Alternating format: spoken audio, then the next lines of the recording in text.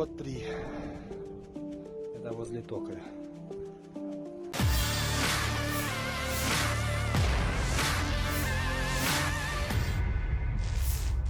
Так, это в район токаря.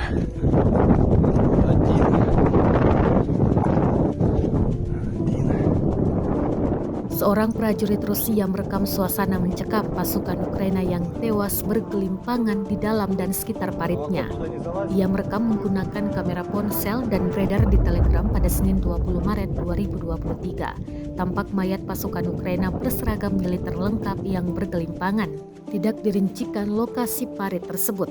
Diduga pasukan Ukraina ini tewas setelah terlibat kontak tembak lawan tentara Rusia dan tersambar serangan artileri.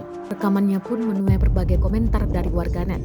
Perang yang terjadi di antara pasukan militer Rusia dengan Ukraina hingga hari ini, Selasa 21 Maret 2023, terhitung telah berlangsung 391 hari lamanya. Konflik antar negara bertetangga itu hingga kini masih berlanjut dan belum terlihat tanda-tanda untuk berakhir.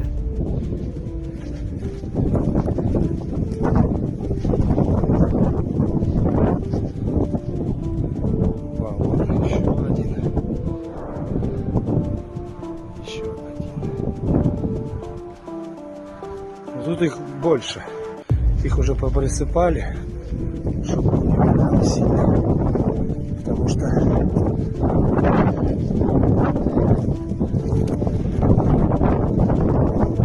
вот здесь вот точно присыпаны. Не видно. Точно потрясти.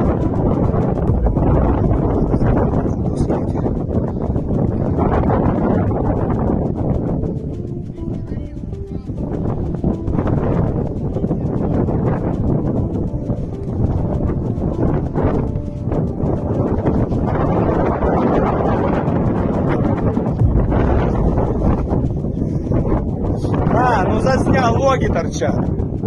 Да. Sejauh ini selama invasi berlangsung, Rusia secara total melaporkan 402 pesawat Ukraina, 223 helikopter, dan 3.471 kendaraan udara tak berawak, serta sistem rudal anti pesawat dieliminir sejak awal operasi khusus. Dari kubu Kiev, Kementerian Pertahanan Ukraina melaporkan 700 tentara Rusia dieliminir dalam 24 jam terakhir.